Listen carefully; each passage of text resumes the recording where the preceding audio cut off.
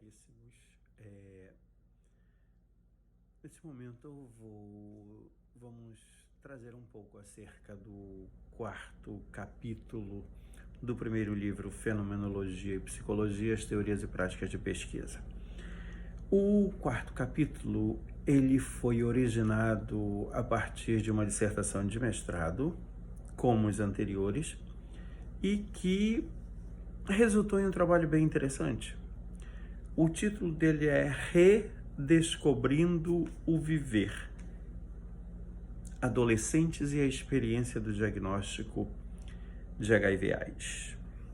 Ou seja, percebem a dimensão que este capítulo traz.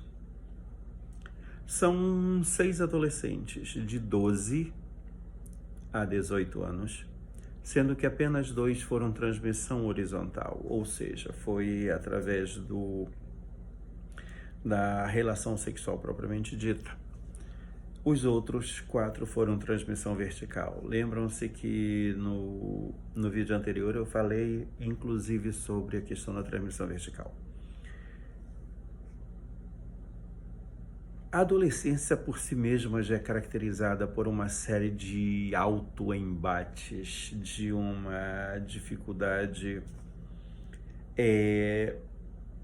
relacional, em que as relações afetivas muitas das vezes se tornam bastante comprometidas.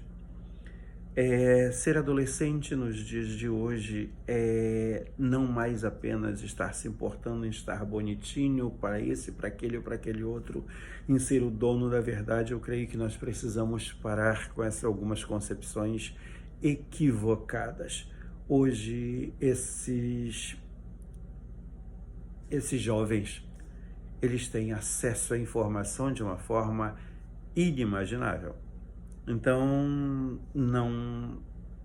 não podemos mais estar trabalhando com adolescentes como se fossem adolescentes do século passado, não é? Não dá, não tem mais condições. Então, agora imaginem, coloquem-se no lugar destes adolescentes que já convivem desde há muito tempo com o diagnóstico do HIV/AIDS. Por si só, a dimensão da vivência de uma doença crônica, ela já traz questões existenciais bastante profundas e bastante, diria, inclusive pluridimensionais. Por que pluridimensionais? Porque não é só a comunicação do diagnóstico pela comunicação do diagnóstico, não é só a doença pela doença. Aí estão presentes esses jovens, eles fazem parte de vários grupos. Existe o grupo familiar, existe o grupo da escola, existe o grupo de amigos, existem N outros grupos ou N outras grupalidades às quais essas pessoas estão vinculadas, não é?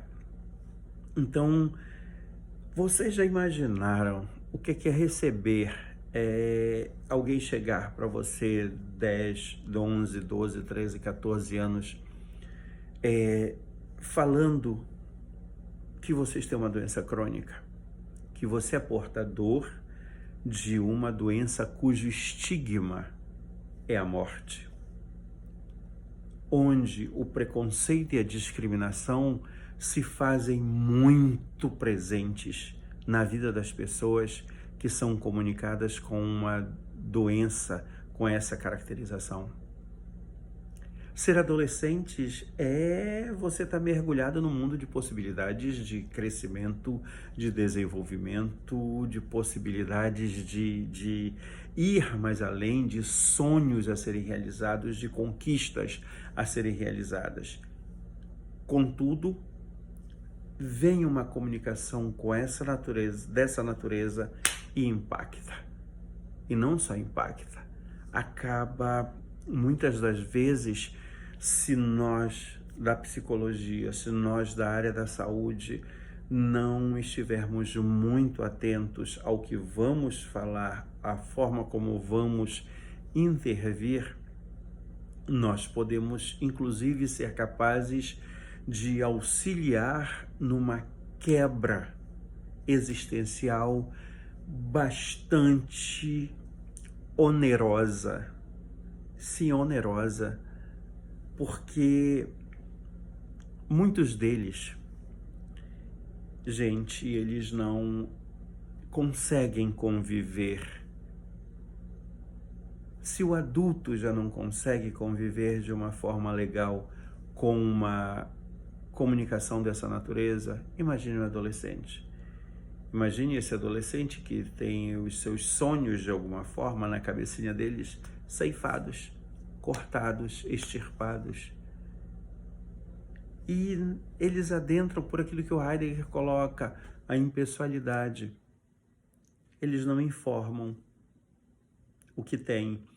Eles fogem do tratamento antirretroviral.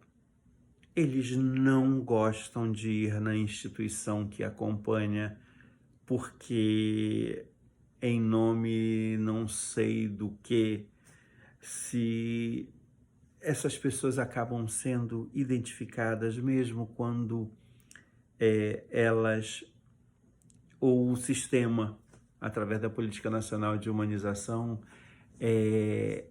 ressalta que não deveríamos fazê-lo, manter a integridade, não é? Manter a humanidade, manter esse outro sendo em um lugar em que ele perceba que exista protetividade, onde ele perceba que há acolhimento, onde ele perceba que há acompanhamento.